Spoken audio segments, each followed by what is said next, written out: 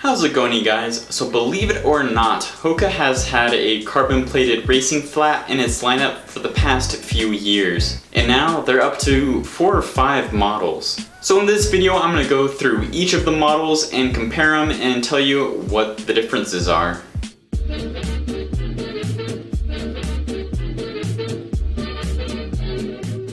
So the first and the oldest is the Evo Carbon Rocket. It started out as just the Carbon Rocket in 2016 and has gone through some minor tweaks through the years. The current version has a 1mm drop with Pro-Fly midsole, which means it's softer in the heel and firmer in the forefoot. The carbon plate in it is Y-shaped for added comfort. Even though the stack height is 28mm, to me this is one of the closest traditional style racing flats that also has a carbon plate. I'd recommend this shoe for $15K and under. Although many people have run half and full marathons in them, with that 1mm drop it can take a toll on your calves and can just be hard on people's legs for that long. So last year, in 2019, Hoka announced its second carbon plated running shoe, but this time with more cushion, and that was the Cabon X. The Cabon X has a large stack height of 35mm in the heel and 30mm in the forefoot.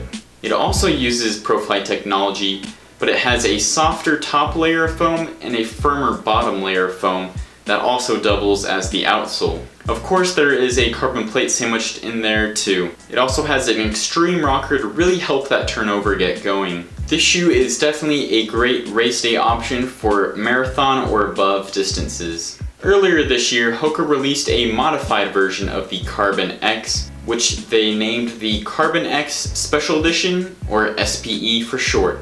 This was for people that enjoyed using the Cabon X as an everyday trainer, but wanted a more secure and durable upper. So that's the only thing that's different between the two versions. The Cabon X-SPE has a booty-like construction with multi-layer mesh and an external heel counter for added support. These additions, however, are going to cost you an extra $20, which is going to bring the price point up to that $200 mark. So this model is great for everyday training, marathon races, and racing ultramarathon distances. So one of the newest carbon plated models is the Rocket X. And as the name implies, it's a mixture of the Carbon Rocket and the Cabon X. It's the new carbon racer that debuted at the Olympic Marathon Trials back in February. The upper kind of resembles the first Rincon or the Evo Carbon Rocket, but the midsole is where it mixes things up. It has a 30mm stack height in the heel and 25mm stack height in the forefoot. This puts it in between the Rincon and the Mach 3 in terms of the amount of cushioning. It uses a new compressed EVA midsole material that is supposed to make it a little softer and bouncier. The carbon plate inside there is 1mm thick and the shoe comes in at 7.4 ounces. It has thin rubber patches on the outsole for added grip and durability.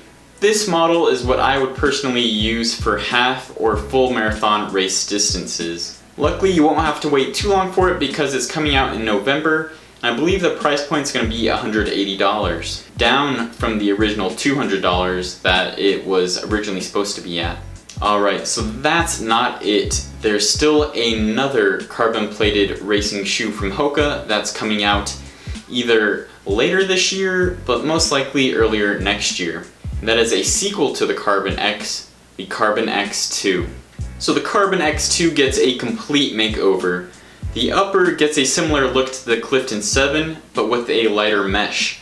So most of the new Hoka models are getting the Achilles fin, so RIP to the traditional pull tabs. The midsole also appears to get a big overhaul. It seems like it'll be using the same midsole material that the Rocket X is using, so hopefully that means that the ride will be a lot softer in this version.